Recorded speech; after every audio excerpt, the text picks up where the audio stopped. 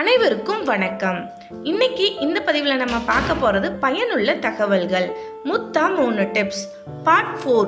நம்ம சேனலை first time பார்க்குறீங்கன்னா சேனலை மறக்காமல் சப்ஸ்கிரைப் பண்ணிக்கோங்க. இந்த டிப்ஸ் எல்லாமே உங்களுக்கு யூஸ்ஃபுல்லாக இருந்தால் ஒரு லைக் பட்டனை தட்டி விடுங்க. இப்போ வாங்க வீடியோக்குள்ளே போகலாம். முதல் டிப்ஸ், செக்கில் தேங்காய் எண்ணெய் ஆட்ட கொடுக்கிறீர்களா? சிறிதளவு பன்னீர் ரோஜா இதழ்களையும் சேர்த்து ஆட்ட கொடுத்து அரைத்து எடுக்கிற தேங்காய் எண்ணெய் நறுமணமாக இருக்கும். இரண்டாவது டிப்ஸ், சூடான எண்ணெயில் சிறிதளவு மைதா மாவு சேர்த்த பிறகு எதை பொரித்தாலும் வானொலியில் ஒட்டாது. மூன்றாவது டிப்ஸ், சப்பாத்தி செய்யும் போது கீழே ஒரு நியூஸ் பேப்பரை விரித்து கொண்டு செய்தால் தரையெல்லாம் மாவாகாது. சுத்தம் செய்வது எளிதாக இருக்கும். இந்த டிப்ஸ் உங்களுக்கு பயனுள்ளதாக இருந்தால் நம்ம சேனலை சப்ஸ்கிரைப் பண்ணி நோட்டிஃபிகேஷன் பெல்லை ப்ரெஸ் பண்ணிக்கோங்க.